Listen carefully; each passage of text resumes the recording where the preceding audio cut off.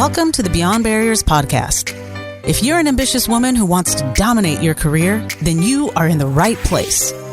This podcast is co-hosted by Nikki Barua, digital innovator, serial entrepreneur, author, and speaker, and Monica Marquez, ex-Googler, diversity expert, and senior corporate leader. From inspiring stories to cutting-edge strategies, you'll learn how to develop the skill set, mindset, and tool set to get future-ready fast and accelerate your success. Welcome to the Beyond Barriers podcast. I'm your host, Monica Marquez. When you hear the terms privilege or white privilege, what comes to mind for you? Do you immediately think of white people and attach the stigma of racism with it? If you answered yes, or you answered lean towards yes, then you, my friend, need to pause and disrupt your thinking. Because the irony is that you yourself just exhibited negative unconscious biased behaviors. But don't beat yourself up. We all do this to some extent. It's human nature. The key is to make the choice to change. In today's episode, Aubrey Blanche, Global Head of Equitable Design and Impact at Culture Amp, discusses and shares how we should all be using our individual privileges to help other marginalized groups, especially in this current awakened environment of racial and economic inequities. Aubrey is also known as the Math Path, math nerd plus empath, and is a startup investor and advisor. Through all her work, she seeks to question, reimagine, and redesign the systems and practices that surround us to ensure that all people can access equitable opportunities and build a better world. Aubrey is trained in social scientific methods and grounded in the fundamental dignity and value of every person. Her professional expertise covers a broad range of equitable enterprise operations, from talent lifecycle programs and accessible product development to event design and communications and media. She is the inventor of the balanced teams approach to building proportional representation and a culture of belonging in the workplace, as well as the balanced teams diversity assessment in the Atlassian Team Playbook. Visit iambeyondbarriers.com, where you'll find show notes and links to all the resources referenced in this episode, including the best way to get in touch with Aubrey. Welcome, Aubrey. Thank you so much for joining us on the Beyond Barriers podcast. We're so excited to have you on the show so that you can share with everybody your insights, your pearls of wisdom, and to be completely unapologetically authentic as you always are. So let's dive right in. Tell us your story and what's driven you all your life. My story. Well, first, thank you so much for having me. I'm so excited to be here. My story is a quite strange one, I think, for most people's lives. So if there's anything that's driven me, I think there's two sort of fundamental things. The first is that I am a voracious learner. Mm-hmm. So I just crave to know things and know why things happen. Mm-hmm. I learned to read when I was 3 years old, partially because I was sure my dad was tricking me about how reading worked. It turns out he was not. Right. But I just, mm-hmm. I was like, you're a trickster. I'm going to prove you wrong. Mm-hmm. But the second is really, going back and listening to stories about me as I was a kid, is that I always had this fundamental belief that things should be fair. Mm-hmm. And not just that they should be fair, but that the idea that you didn't fix it when it wasn't right. So my dad told me the story the first time, actually in the middle of a speech at my wedding. But, he said there was one time, I ran into the room and I had just read something that was bad in the world. I don't know. I was known for reading sociology texts when I was 7 because I was a very bookish kid. Mm-hmm. And I said, Dad, this thing is happening. And he says, well, Ob, I said, that's not fair. And he says, well, Ob, the world's not fair. And I just got angry and I stomped out of the room, and he followed me and he was like, why are you so mad? And I said, what a lazy thing to say. Mm. And when he told me that story, I was like, oh my goodness, I've always been this precocious, very stubborn, justice-oriented human. I thought this was a new thing, mm-hmm. Or at least recently new. And so I think those things for me kind of explain the rest of my journey, is that I've constantly wanted to know why, and that I've constantly wanted to understand how we can make the world better, which I think makes it obvious that I personally want to do that. Mm-hmm. And that's what I focus on now. But To talk about my identity, and like the quick hit version is that I was born into a Mexican American family, sort of a statistic, to be honest. So there's a lot of interfamily trauma, addiction, low income, just a lot of challenges for the folks in my biological family. And I was, over the course of a very, complicated set of early years, when I was about 3, I was adopted into a mostly white family. So my, who I consider my sort of real parents, incredible people, but sort of my adoptive mother, well, she's second-gen American, her family's white. My adoptive dad is white passing, but he is actually Choctaw. So he's indigenous. And I was raised by those folks, very sort of working class values: share what you have, be incredibly grateful, do what you can, and be mindful that many other people don't have what you have. So when you have something, work hard. Because you've taken a seat from someone who may also deserve it but didn't get it, right? And that's out of respect for those folks. And those are the attitudes I sort of always thought were universal. On top of that, my mom was an entrepreneur. She ran her own business. My dad is a corporate general counsel, but his attitude was like, I don't negotiate with your mother. Like, I go to court and litigate. I don't negotiate with your mother. He was the one that picked me up from daycare. So I grew up, and when I was always really, really good at math and science in school, and a lot of the boys used to tease me. And my dad one day just looked at me and he said, Aubrey, you're not as good as the boys at math and science, and that's why they're teasing you. And I just went, and he said, you're much better than they are, and the only way they can beat you is if you quit. And so I grew up in this like very feminist household that like no one would have said that word ever. Right. But it was just this attitude where like, I think it was especially my dad who talked about my mother in a way that like clearly communicated respect, and they thought she was incredibly smart and capable, which she is. She's like the best human on planet Earth, if you ask me. And then also we grew up in a really like post-racial household. So we celebrated the fact that like I was Mexican, even though my parents didn't really know what that meant or like how to give me culture, but they made me feel like that was a good thing and I could talk about it and I could be proud of it. They didn't want to disconnect me from my heritage. My mom always talked about being Irish and Belgian, and my dad, it was French and, Native American. And I thought that's how the rest of the world worked. And so it was when I got to college and I figured out that like there was a hierarchy that like my parents didn't tell me about. Right. I think that's when I started getting pissed off. And that's where you can kind of see the seeds of what I do today. Right. But it all started there. So that is a beautiful story. And I think it shows a lot of the lessons of, like you said, you didn't know. So there were no barriers or nothing to hold you back. So I think that's beautiful, which I think really leads to, you've taken a very unconventional path in your career. And what has helped you take those chances? Like, because you took some of these chances with no fear, jumping into different roles, different organizations, where in some cases, women, unfortunately, and research shows where they may not take an opportunity because they don't feel ready for it. But you do quite the opposite, where you just take the chance. What helps you? Yeah.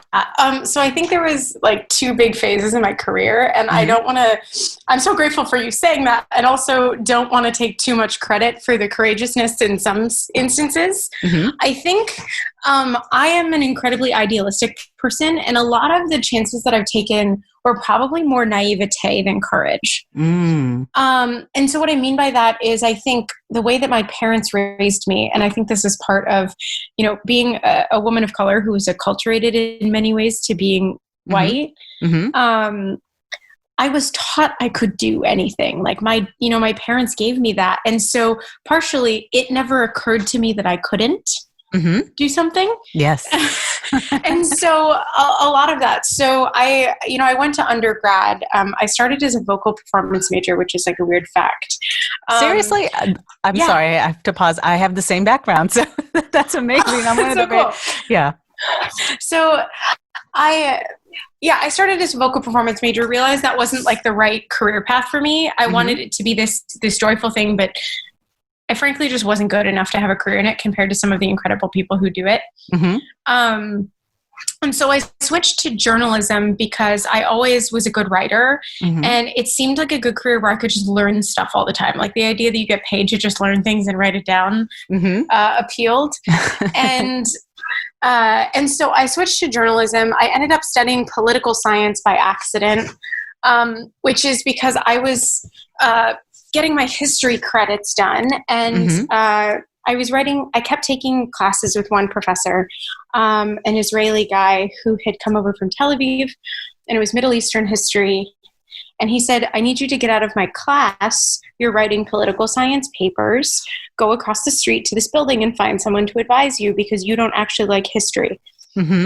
And he passed me. He ended up being my advisor for the rest of uni.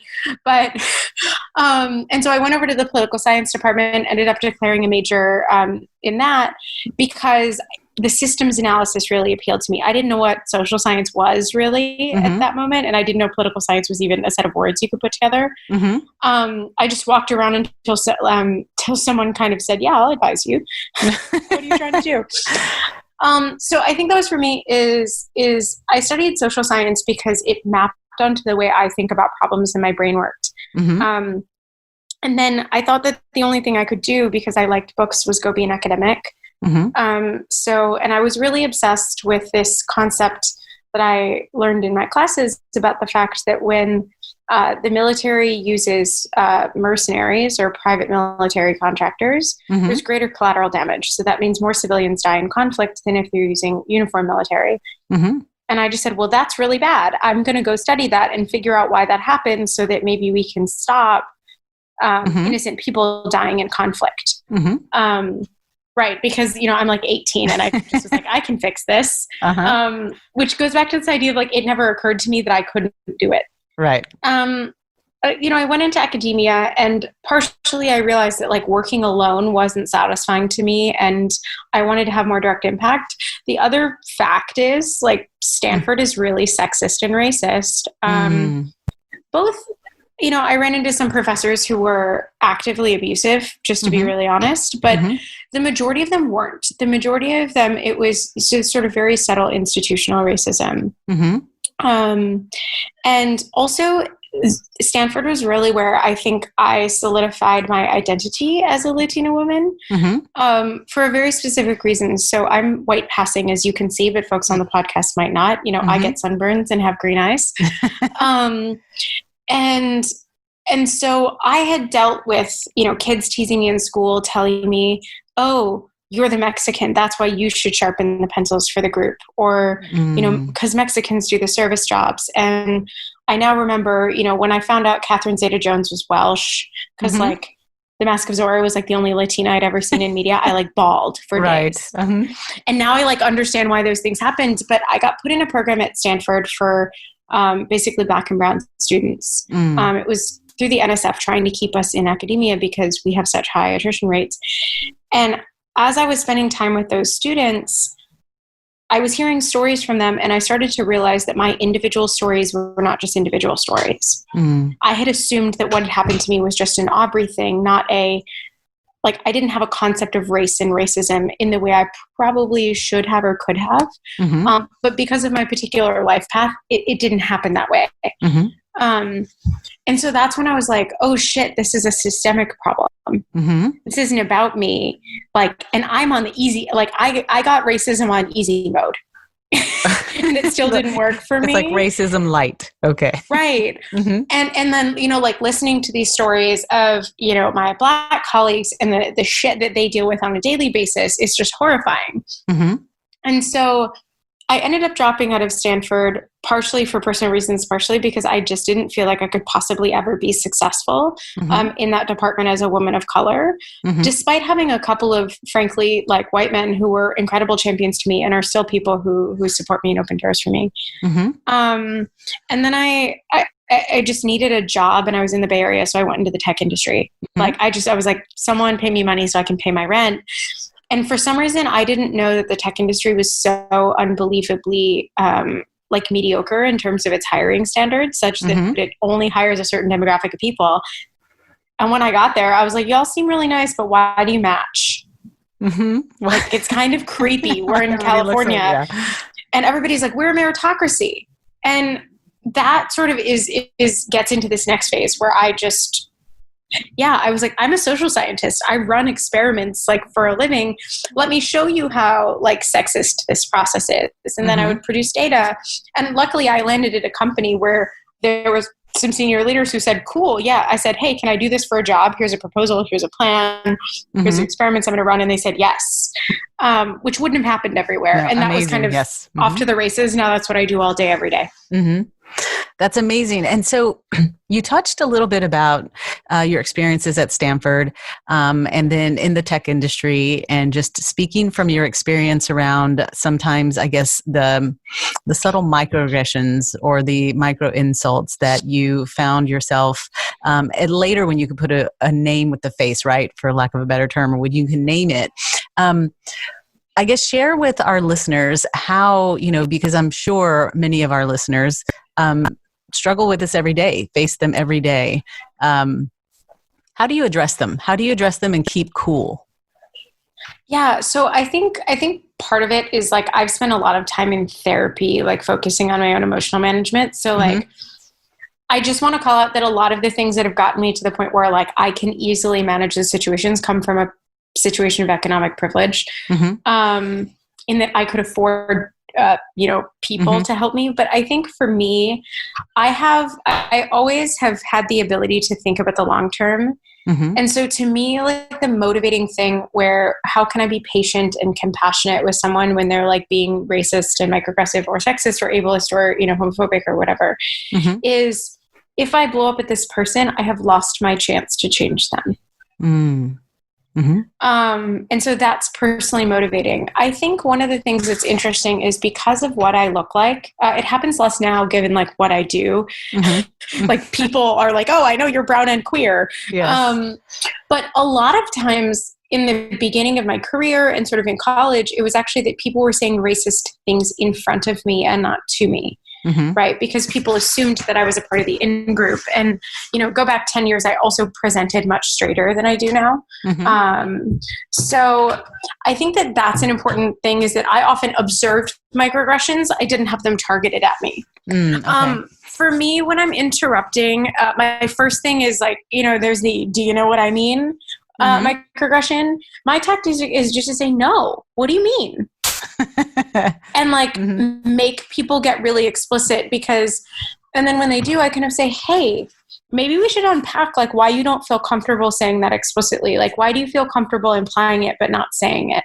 And it makes people really uncomfortable. But I often say, hey, that discomfort you're feeling is how I feel as a person of color listening to that. Right. So I try to bring it back to show empathy, to be like, we do have the same feelings. And then often people will say, oh, but I didn't mean it. And I go, yes, but the insurance company doesn't care if you didn't mean it if you hit another car. I am the other car. Like I can forgive you. I understand that you didn't mean it, but you are ultimately responsible for what you chose to do. And I try to do that in a way that shows that it's like, I'm not going to cancel you because you fucked up once. Because the fact is, I have said stupid, racist shit in my life. The story I tell is when I moved to Chicago, I grew up in a small town in northern Michigan. It actually came out of my mouth, oh my God, there are multiple types of Asian food. Right, which sounds really stupid, except if you grew up with only one tiny American Chinese restaurant in your town, like it never occurred to you that there were other options. So I try to connect back to my journey to find compassion, but also remember that most people are fundamentally good and have been very, very poorly taught. And so do it in private, challenge it directly, and require that people don't get off on good intentions, because we know what the road to hell is paved with.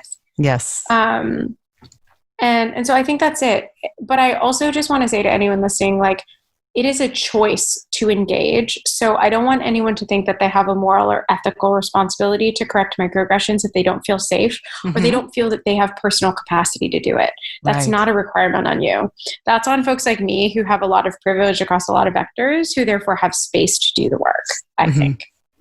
That's exceptional. And I do agree with you that there are some responsibilities when you do come from or have some sort of privilege that either you've earned or that is just been given to you because of the color of your skin or who you are or just what you've been born with. So I totally support you in that, that if you don't feel comfortable, by all means, maybe rely on an ally or somebody who can step in for you and help you sort that out.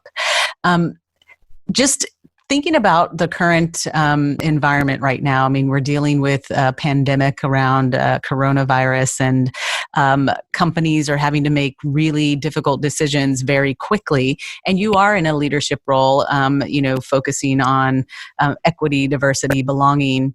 And that kind of like turns your role upside down, especially when you're trying to create a sense of belonging in an environment, but now it's become virtual.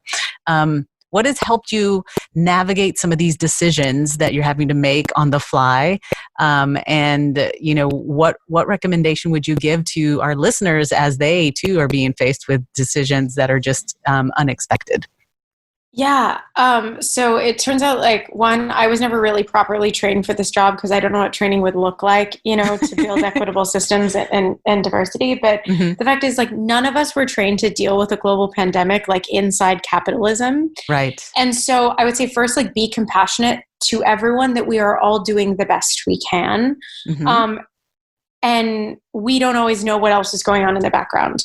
But I think what's helped me and what I'm really grateful for, so I work at Culture Amp, and what I've seen, and the reason I took the job at Culture Amp, it turns out I have no buyer's remorse. Your values and your ethics are really tested in these times, is that we all have the same values around human first and thinking about people. So honestly, in some ways, this is the same thing as what I do every day, which is consider who's most likely to be on the margin and how do we support them first. So in this case, we're thinking about first, especially our working parents, colleagues who suddenly are having, their schools closed and suddenly they don't know what to do. We're saying, what can we put in place to make that easier for people who have caregiving duties? Especially as we go into illness, that might be a partner, it might be a parent. Folks are probably under more stress. I know that I am a millennial. My parents are boomers. I love my dad. He's golfing today and it's causing me so much stress. But a lot of my peers are having the same thing where they're very worried about their parents. Either they're locked down or they're not, but our parents are older. And so we're concerned for their welfare.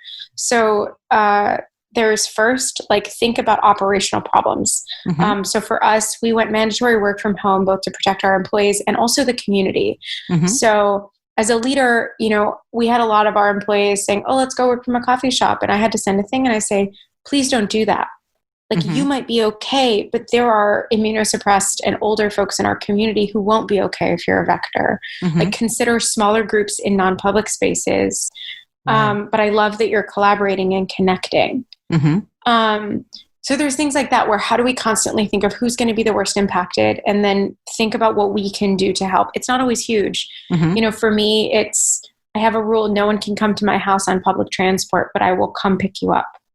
So please don't do that. Please don't be a vector in the community, but also I know some of you don't have cars. I will help you with that. So I think that principle of design for the margin works in this time too. I think companies, Indeed is a company I really respect. They went mandatory work from home quicker than other companies, but something they did is they're still partially paying their janitorial and food service vendors because they understand they want to protect those workers from layoffs as much as they can. And so even though, most of their employees are full-time W-2 with benefits and all of that can just jump on a laptop and work from home, the fact that the corporate leadership was wait, and we've thought about the second order economic effects and the security and, finances of these other people. I respect that. I'm kind of in awe of it. So I think that's it. What do? We get really human and we kind of say, fuck the profits for a minute. Yeah, I just don't think it's particularly defensible.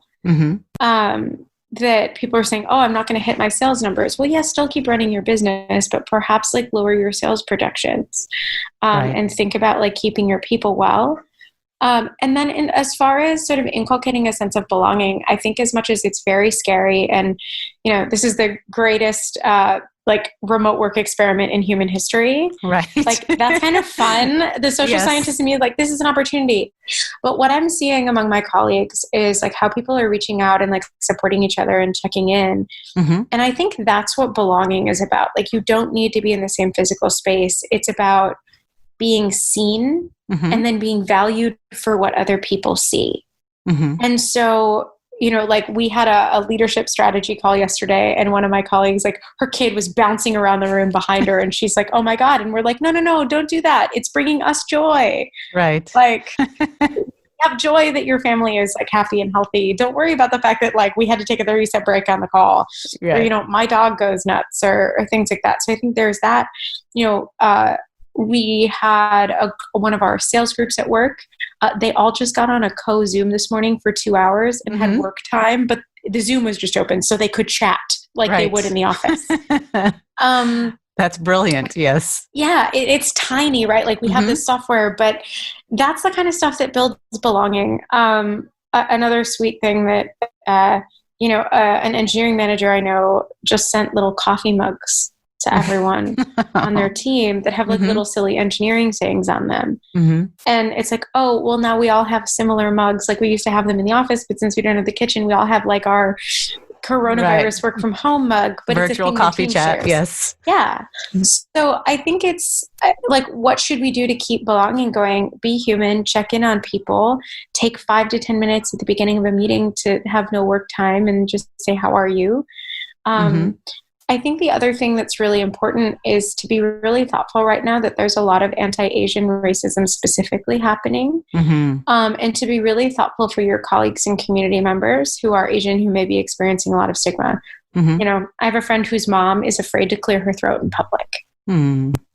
Right. And so if you can do anything to proactively sort of when people are expressing those attitudes, make it really clear that they're not acceptable. I think that this is a beautiful opportunity to like be an ally in small ways that make such a big difference. That is admirable advice. And I really do think that what you are sharing with people, and it's the small things, exactly what you pointed out. It's the absolute small things. Shifting gears a little bit and given, your background in just kind of like the talent life cycle, performance reviews, all these things. The world of work has turned upside down and it's going to be kind of this virtual, right? Like if we're working from home, all of those crazy things. And you and I both know in our work history of women struggling sometimes in whether it's the systemic bias or promotion processes, or specifically women of color, where sometimes there's this level of invisibility or just these nuances that they struggle with. What kind of advice would you give women in terms of, okay, now you're working from home virtually, and if you've already struggled with making sure that you're heard or that you're being seen or that you have the visibility that you need, how would you combat that? What would you advise them? Yeah, so I think this is general remote work tips that I think we should all use, which is become really aggressive about documentation. I want to be thoughtful that like this advice sucks. This is like how to cope with systemic bias. Like I wish the world were different. So I want to acknowledge that, like this is abjectly unfair that you might have to do this, but I think become more intentional about communication, documentation, and sharing. This is good when you're not co-located, but I think what it does is like create artifacts of your work. Ask for feedback consistently. So like it's something I've done. I realize now as a coping skill, but at the time I don't think I developed it consciously that way, where every time I would finish a project with someone, I would ask them for written feedback. So that if someone came back and like trashed a project, I'd be like, well, here's 3 important people who said really great things about it. So I would say that's part of it, is do that. I think women on average are also socialized to communicate more effectively. So you're also really well positioned to do it. And then once you've done it, go ask for a raise because you're rocking it. So, but I think that's part of it. I think there's also an aspect of like butt in, invite yourself to things. This is something I have been known to add myself to calendar invites and just show up to meetings that I think I should be in. And I usually am not too annoying in like the first one of those, but and this comes from this belief I have that we as underrepresented or underestimated people have to learn how to move through the white space. Like the structures of corporate were designed to keep us out so we can continue running into the wall all we want, but it's just going to give us like a sore shoulder. Like move into the white space in organizations. What would happen if you brought up the mantra, but they didn't say I couldn't? Right. Like that's the definition of my whole career is like, no one said I couldn't do this. So I just tried it. And sometimes people are like, you weirdo, go away. And sometimes people are like, oh, that's super interesting. Sure. You can have this job you just made up on the fly. Right. And so I think this is a time where no one really knows what the rules are. Decide what the rules are, tell people what the rules are, and then dare them to challenge you that you're wrong.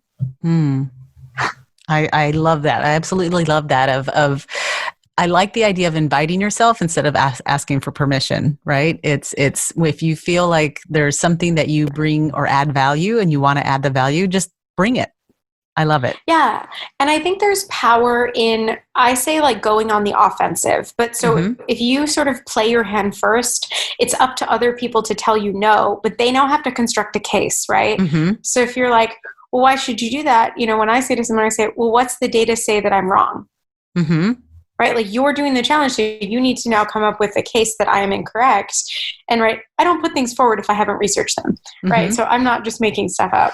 And so I think there's that is that you kind of claim the top of the hill and have to defend it as opposed to charge the hill.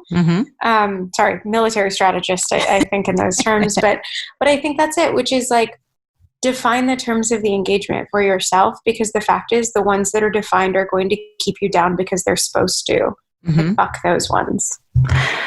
And so I guess thinking about, you know, as you said, you feel like this is probably was ingrained at you is that you, there's a level of, you know, just thinking about it being a bit naive and that it's not naive. It's what you've been taught is that you could do anything that you wanted. So I think, you know, when I'm dealing with coaching, whether it's young women, mentoring, there's a lot of self-imposed or self-limiting beliefs. Have you struggled with those and how have you debunked them? Or if you see a peer colleague dealing with some limiting beliefs, how do you help them get over it? Yeah, so myself, absolutely. I wish you could talk to all of my coaches and my therapists. They would tell you, they could write you a book about it. Yeah, I speak like this as if this naturally happened. So there was a lot of pain and trauma and processing and healing that got me here. I like to ask people questions. So when I hear someone say something that's sort of a self-limiting belief, I say, is that true? What evidence do we have for that? What would be true if that were wrong? Because what I find is that those beliefs are very emotional driven. They're very unconscious. And so by asking questions, I've found that you can shift it to a cognitive place.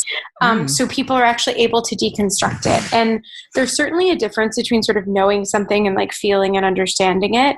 But I think at least getting people to say like, this is true. This is a technique that one of my coaches, Rajkumar Yogi, used on me, and I'm grateful for it every day, which is every time we'd have a breakthrough like that, I would go on assignment and I would have to say that thing to myself every day. And so that's one of the things that I tell people, and I do this every time I'm doing workshops with underrepresented folks, is we always start with like an affirmation about how incredible and capable you are and that you can do anything. I'm someone, I have heavy Virgo energy. Like I am my own biggest critic. I can be the cruelest to me of anyone. But I work on it, but I tell people don't do that. Your brain is always listening. What you say about yourself is what you believe, and it will become true because that's where your energy is going. And so whenever I do workshop, the assignment everyone goes home with is we write our affirmation about our power and about our capability. And I say, I want you to say it to yourself in the mirror every morning when you brush your teeth. That's it. You say it until you believe it, and then you can do the other stuff. But that's what I tell people is every time you run into that belief, write it down, and then say, is that really true? What evidence do I have? What would be true if it was a lie? Mm-hmm. And then come up with a statement that is counter to that and say it to yourself until you believe it. Right? That is fantastic. Yes, absolutely. You can reprogram your brain. Like, you really can do it. And it's amazing the different choices you start to make once that becomes a practice. That is awesome. Tell me a little bit about your favorite success habit or hack. What do you do to make sure, like you touched a little bit where you said that when you always present something, you've already done your research and those types of things. But what would you say is your favorite success habit? Oh, that's good. Rest. This is a recently learned thing, so I will acknowledge. I was suffering with absolutely debilitating case of burnout in the middle of last year. I called my mom. I was at a previous role and they were awesome. They let me take a quarter-long sabbatical to think about sort of what I wanted to do next. And I said, Mom, I've been, 4.5 years in this job and I haven't really taken a major vacation. And my mother, in her loving and never pull punches kind of way says, you haven't taken more than a week and a half off in 13 years. Go take a nap. And it's not something I'm very naturally programmed to do. And I think those of us who, like, I have a really deep, like, economic insecurity, like, line running in my brain all the time, even though it certainly doesn't describe my situation at present. Probably comes from sort of where I started out in the world. And I thought I couldn't stop, that like everything would pass me by if I rested. And having come out of that and recovered from that burnout, done a lot of really deep work, it is the biggest piece of advice I can give to anyone, is that, like, hustle culture is real. Our society is crumbling around us and it feels like the world is ending. But I now work less hours per week than I did 2 years ago, and I get twice as much done. And I believe that's really because I truly allow myself to rest. Basic things. I don't have any notifications on my desktop, and my phone only gets notifications from a small group of people. So, like, my significant other, my parents, my best friends. And then everyone at work knows that if they need me and it's like 911 emergency, to call me. So that's when it is minimizing distractions, which allows me to rest, allows me to turn my brain off. I am rigorous about sleep hygiene. I try to never get less than 7 hours of sleep per night. I will move meetings for that.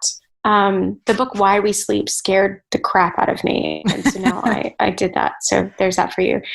And then personally, I've also reduced, how much I drink by probably about 99% over the last year and a half. Not because I had a problem, but because I realized how much of an impact that had on my physical and mental and emotional well-being that wasn't serving me. And I wasn't actually getting anything out of most of my drinking. So occasionally I'll have a new beer or something, but I don't drink much anymore. Which sounds a little preachy, but the book, The Naked Mind, really changed my life. And I think it also just means that when I do focus, my brain works better. So the sort of general for everyone, make your own choices, but be thoughtful about what you're eating and putting in your body if you have the ability to, because it does make a big difference. Understanding that I know, dietary choices are not open for everyone.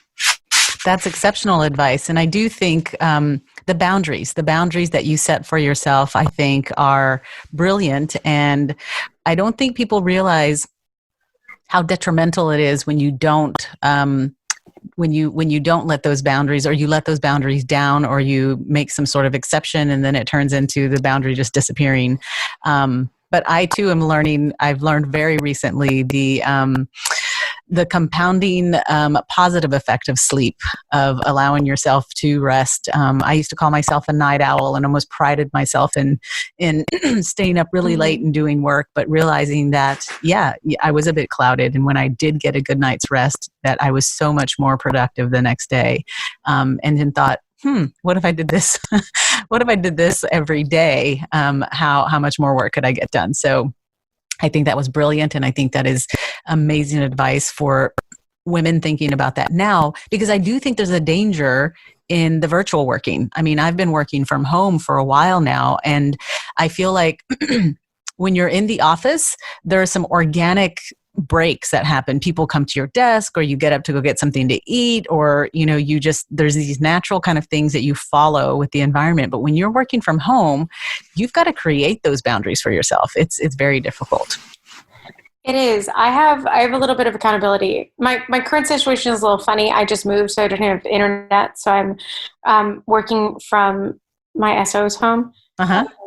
But having another person, I find, is really helpful. So whether it's a friend or, a parent or a partner or a kid, I found that like having someone where I've made a commitment to them in the evening to like, oh, we're going to have dinner or do a crossword, or now you know how exciting my Wednesdays are.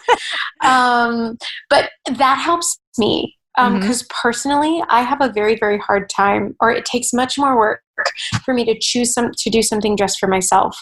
So if I can find an external motivation, it's not hard I'm not making a choice because I'm like, oh, I made a commitment. I have to put my computer down now. My new thing, I am currently furnishing a house because, like I said, I just moved and I don't have anything. My first thing I'm going to buy is an alarm clock. So I want to stop using my cell phone as an alarm and charge my cell phone in the other room overnight.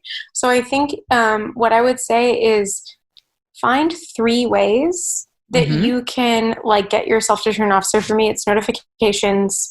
I don't have Netflix or a TV. And then, I set really aggressive, sort of policies about when I shut my computer off and focus.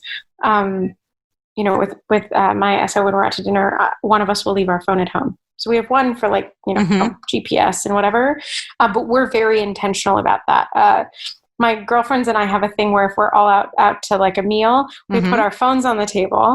Right. And you have to say at the beginning, like, oh, there could be a crisis at work. We're all mostly high-level D&I practitioners, so like emergencies do happen. But the idea is we put the phones on the table in a pile, so we're all accountable to being present in that moment. But, if your phone buzzes, you do get a gimme to check it and say, not emergency, and put it back. Right. But that for us is just show up, tell people that you're trying to be accountable, and ask the people around you to help. This is a good advice for anything ever, actually, which is don't expect to have to do everything by yourself. That's exceptional advice. Absolutely. None of us do.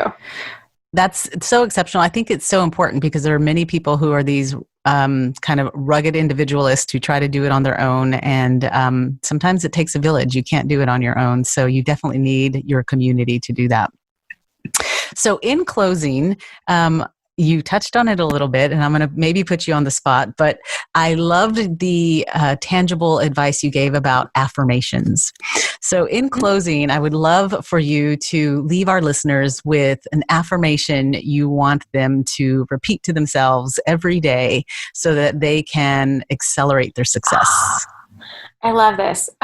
So this is what I tell people, which is you're brilliant, you're worthy, and the world needs what you're going to create. Beautiful. And with that, Aubrey, thank you so much for all of the time you've given us on the Beyond Barriers podcast. I think our listeners are going to love everything that you shared with them and the vulnerability that you shared, and just sharing who you are and being your just authentic self. Thank you so much. Thank you for having me. Absolutely. Thanks for listening. There are thousands of podcasts out there, and we are so grateful that you've chosen to listen to ours. Visit IamBeyondBarriers.com, where you'll find show notes and links to all the resources referenced in this episode. And be sure to take the quiz on the website. Your score will tell you where you are, what helps you gain momentum, and what holds you back. You'll also get a free guide with cutting-edge career strategies. We'd also love to hear from you. Share your comments and topic suggestions on IamBeyondBarriers.com. And we'll be sure to address them in future episodes. If you enjoyed our show today, please subscribe and rate the podcast, or just tell a friend about it. See you next episode.